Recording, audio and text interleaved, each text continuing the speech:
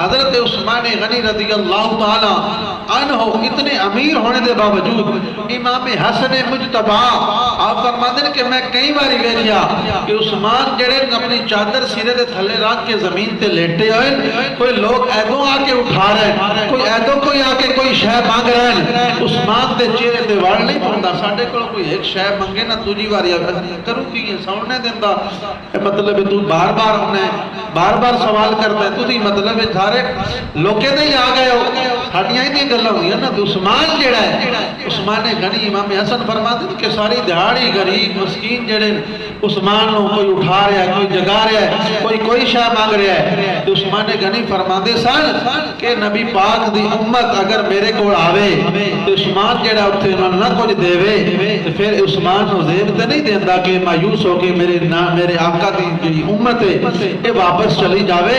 इसलिए उस्मान को जेड़ा भी आया उस्मान गनी ने उन्होंने अता कीता दिता। इस्लाम वास्ते उस्मान गनी ने सब कुछ कुर्बान कीता। अज की सारी गुफ्तगू दा यानी पैगाम है कि सन भी रब दे राह उत्ते देना पवे ते परेशान नहीं होना चाहिए। गरीबां दी मदद करनी पवे, अल्लाह दे घर दी मदद करनी पवे, किसी भी नेकी दे काम की मदद करनी पवे। जे अगर रब दिते होए तो फिर पिछा हटना नहीं चाहिए। कई बंदे इंज दे भी तुसां वेखे होने कि करोड़ा अरबा खरबा बैंकों में जमा कराया है तो फौत हो जाते पिछों फिर औलाद के अंदर भंडियां पै जांदियां, एक आदा मेरी है तो दूजा आदा मेरी, वो दौलत ओथे रह गई, वो कोठी ओथे ही रह गई, वो घर ओथे ही रह गया। ठीक है, तो फिर जिन्हें रब दे राह ते दिते है अज भी उन्होंने मिम्बरां ते तज़किरा हो रहा है।